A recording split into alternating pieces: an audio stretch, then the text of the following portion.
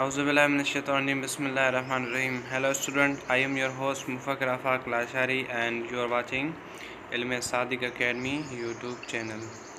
तो dear student, आज हमने कुछ जो है बायोलॉजी के कुछ टर्म्स ऐसे हैं, हमने कोशिश की ताकि वो हम रीड आउट करें, ताकि जो अभी बोर्ड के हिसाब से सिचुएशन चल रही है तो उनकी प्रिपरेशन जो है वो बआसानी आप लोग कर सकें। और बायोलॉजिकल ख़ास तौर पर जो 7 चैप्टर्स हैं हमारे बायोलॉजी में, तो उनकी हम आज प्रैक्टिस करेंगे। डे बाय डे हम प्रैक्टिस करेंगे और मुख्तलिफ एक टर्म्स जो है वो टर्मिनोलॉजी है उनकी हम स्टडी करते रहेंगे, ताकि हमें बआसानी जो बात है वो MCQs जो हैं वो 50% MCQs आते हैं, वो किस वजह से आते हैं, कैसे आते हैं, वो भी मैं आप लोगों को क्लियर करता हूँ। तो सबसे पहले मैं स्टार्ट कर रहा हूँ। तो डियर स्टूडेंट, यहाँ पे कैरियर्स इन बायोलॉजी है। इसका ये मकसद होता है कि बायोलॉजी और कौन सी फील्ड्स जो है वो कैरी करती है या उनके कैरियर्स जो हैं वो कौन से हो सकते हैं। तो इसको समझने के लिए आपको थोड़ा समझना होगा कि भाई जो इसमें टर्म्स आते हैं उसमें जो समझाने वाली बात है वो कौन सी है। सबसे पहले मैं आप लोगों को सिंपल बता रहा हूँ। आज से इंशाल्लाह हम जो 9th की बायोलॉजी है वो स्टार्ट कर रहे हैं, और पिछले वीडियोस मैंने ब्रांचेस के हवाले से भेज दी हैं। अगर वो नहीं देखे तो काइंडली वो भी विज़िट करें, देखें, ताकि एक सीक्वेंस के हवाले से आपको बायोलॉजी मिल सके। तो the carriers of student is subject, देखिए मैं अब यहाँ पे टिक भी लगा रहा हूँ ताकि पता चल सके। यहाँ से हमारा स्टार्ट है। The careers of the student is subject to obtain a degree. The student who have chosen the biology, ठीक है, जिसने वो जो बायोलॉजी चूज़ की है, जिसका इंटरेस्ट है बायोलॉजी में, they can plan to adopt some as a career in following fields. तो उनको एक प्लान करना होगा, ये एक जो फील्ड्स हैं उनको पढ़ना पड़ेगा, उनको अडॉप्ट करना पड़ेगा। उसमें जो टर्म्स आते हैं वो कौन से आते हैं, समझने की बात जो है उनमें कौन सी है। तो बात को आगे बढ़ाते हुए समझते हैं कि मेडिसिन एंड सर्जरी क्या होता है। तो आप लोगों ने बहुत सारे फील्ड्स में सुना होगा मेडिसिन्स को क्या कहते हैं, मतलब मेडिसिन्स क्या होती हैं, सर्जरी किसको बोलते हैं। नॉर्मली हम एक विलेजेस में या फिर सिटीज़न में जैसे कि सर्जरी होती है, हॉस्पिटल्स में डॉक्टर्स करते हैं तो उनको ऑपरेशन जो सर्जरी होती है उनको यही बोलते हैं। मेडिसिन्स जो टेबलेट्स वगैरह मिलती हैं, मेडिसिन्स मिलती हैं, दवाई मिलती हैं, उनको ये मेडिसिन्स कहते हैं। तो एक्चुअली ये कैरियर्स इन बायोलॉजी में ये कौन सा कैरियर करता है, ये कौन सी प्लानिंग है इसमें कि medicine deal with the diagnosis and treatment of disease. तो ये याद रख लें, ये डेफिनेशन है। अगर कोई आपसे पूछ ले कि भाई मेडिसिन एंड सर्जरी को आपको डिफ़ाइन कर देना है, तो आप क्या करेंगे, कहेंगे भाई मेडिसिन जो है deals with the diagnosis and treatment of disease. ये दो चीज़ें, एक डायग्नोसिस और दूसरा ट्रीटमेंट, ठीक है। Diagnosis and treatment of disease and surgery deals with the repair. Surgery किसको रिप्लान करेगी, रिपेयर एंड रिप्लेसमेंट और रिमूवल, दो चीज़ें हो गई। इसमें क्या है कि भाई मेडिसिन जो है वो डील करवाता है डायग्नोसिस एंड ट्रीटमेंट को। अगर आपसे कोई पूछ ले कि व्हाट इज़ मेडिसिन, तो आप लोग बोलेंगे medicine deal with the diagnosis and treatment of disease, that is called medicine. And आपसे कोई बोले कि भाई सर्जरी किसको बोलते हैं, तो आपको बोल देना है surgery deals with repair and replacement of removal of affected organ. अगर कोई आर्गन जो है, जैसे कि मैं बोल दूँ कि भाई जो किडनी है वो अफेक्टेड है, वो काम नहीं कर रही, उनको रिप्लेसमेंट करते हैं, जैसे कि किडनी ट्रांसप्लांट होता है, इस हिसाब से हम उसको कहते हैं सर्जरी करके फिर हम रिप्लेसमेंट करते हैं या रिपेयर करते हैं। ठीक, बात समझ में आ गई होगी। तो अब बात करते हैं एग्रीकल्चर की। तो एग्रीकल्चर आपने नॉर्मली एक वर्ड टर्म सुना होगा, उसकी माना जो है या मीनिंग जो है या टर्म्स जो हैं हमें पता नहीं होता कि भाई एग्रीकल्चर हम किस फील्ड में पढ़ते हैं। ये कैरियर होता है बायोलॉजी में। इसमें क्या कह रहा है कि भाई this deals with production of variety of crops. अब बात को समझें, ठीक है। तो यहाँ पे क्या कर, प्रोडक्शन ऑफ वेराइटीज़, ठीक है। वेराइटीज़ कोई एक चीज़ नहीं होती, of crops and fruit, vegetables and dry product, ठीक है, ETC।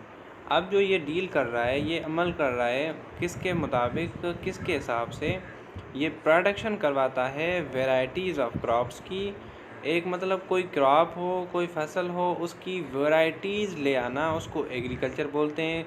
फ्रूट की वैरायटीज़ ले आना वो भी एग्रीकल्चर है। वेजिटेबल्स की वैरायटीज़ आना वो भी वेजिटेबल है। या डाई प्रोडक्ट जो भी होती हैं उनकी वैरायटीज़ आना, डैट मीन्स मुख्तलिफ क्रॉप्स आ जाएँ एक फील्ड के।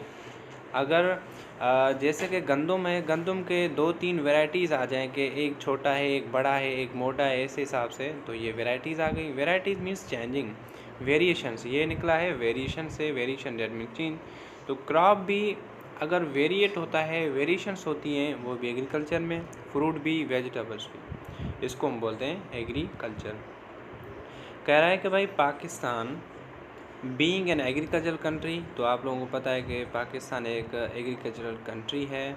It can play very important role, जैसे कि अगर एग्रीकल्चर ना होता शायद हम कोई चल ना पाते या फिर कोई काम जो है वो इम्पोर्ट एक्सपोर्ट ना कर सकते।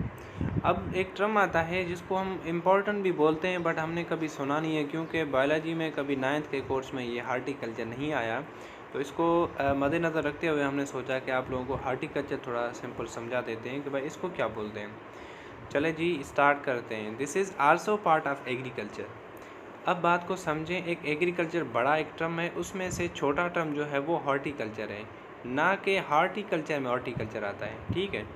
So this is also part of agriculture in which a work is carried out for the development of new varieties of plants and their products.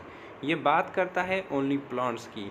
अगर उसमें जैसे कि एक टर्म आता है कि भाई फ्रूट्स की वैरायटीज़, वेजिटेबल्स की वैरायटीज़ और क्रॉप्स की वैरायटीज़, वो खुल के बात करता है, इसकी वैरायटीज़ आती है, वो उसको एग्रीकल्चर कहते हैं। हार्टिकल्चर उसको कहते हैं जो न्यू वैरायटीज़ ऑफ प्लांट्स आए, प्लांट्स की वैरायटीज़ को उसकी प्रोडक्शन आ जाए, उसकी डेवलपमेंट आ जाए, उसको हम कहते हैं हार्टिकल्चर। ठीक भाई, तो स्टूडेंट मेरे ख्याल से आप लोगों को हार्टिकल्चर भी समझ में आ गया होगा। तो बात करते हैं अभी फॉरेस्ट्री की। भाई फॉरेस्ट्री क्या है? फॉरेस्ट्री लफ्ज़ हमने वर्ड तो सुना है कि भाई फॉरेस्ट जो है वो, जैसे कि हम बोलते हैं भाई लाइक जहाँ पे मैनी ट्रीज़ हों, जहाँ पे एक जंगलात हो, डेट मीन्स जो कॉम्प्लेक्सिटी हो ट्रीज़ की, उसको हम बोलते हैं forest. So forest are the source of biodiversity of plant and animal of many kinds which live there.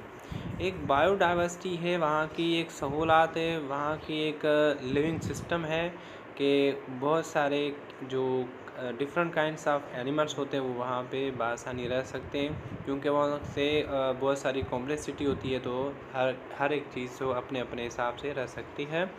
It is important in development of new forestry as well as preservation of the existing ones. तो इसमें क्या होता है कि भाई एक जैसे कि कहें कि भाई प्रोटेक्शन होती है एनिमल्स की, अगर ये ना होते तो अगर फॉरेस्ट को कट किया जाए तो शायद एनिमल्स जो है वो डेड हो सकते हैं, उनको हंटर के हिसाब से लोग उनको मार दें, लोग उनको ख़त्म कर दें, तो उनकी स्पीशीज़ जो है वो ख़त्म हो सकती है। तो फॉरेस्ट की एक बहुत बड़ी मायने रखती है। अच्छा जी, उसके बाद है फार्मिंग। सो फार्मिंग क्या होता है? इन दिस प्रोफेशन, ये प्रोफेशन है, जैसे कि टीचिंग जो है प्रोफेशन है, स्टूडेंट लाइक प्रोफेशन, ठीक है, कोई ऐसे कुछ जो सिस्टम होते हैं वो प्रोफेशंस में आ जाते हैं। तो फार्मिंग भी एक प्रोफेशन है। The development of different kinds of farms, एक डेवलपमेंट है, एक बुनियादी सिस्टम जो है मुख्तलिफ फार्म्स का, take place such as fishing farm, cattle farm, poultry farm, etc। ये जो भी फार्म्स होते हैं, जैसे कि फिशेस का हो गया, कैटल का हो गया, पोल्ट्री फार्म हो गया, उनकी डेवलपमेंट को हम बोलते हैं farming. New technologies are use for the production of animals, a source of meat and milk, leather, wool, etc। सो ये इनकी जो प्रोडक्शन है टेक्नोलॉजीज़ के हवाले से, उसको भी हम फार्मिंग बोलते हैं, ठीक। सो अब आता है टर्म एनिमल हस्बेंड्री। एनिमल तो आपने सुना होगा, हस्बैंड भी सुना होगा, बट कभी हस्बेंड्री नहीं सुना होगा, तो मैं आपको समझा देता हूँ एनिमल हस्बेंड्री किसको कहते हैं। ये भी एक प्रोफेशन है, जैसे कि फार्मिंग एक प्रोफेशन था, एनिमल हस्बेंड्री भी एक प्रोफेशन है। तो एनिमल हस्बेंड्री जो है, इसमें this profession is a part of agriculture science. अब देखें, ये एक एनिमल हस्बेंड्री जो है ये एग्रीकल्चर फील्ड में पढ़ाया जाता है, वहाँ की एक फील्ड है, एक साइंस है, एग्रीकल्चर साइंस, ठीक है।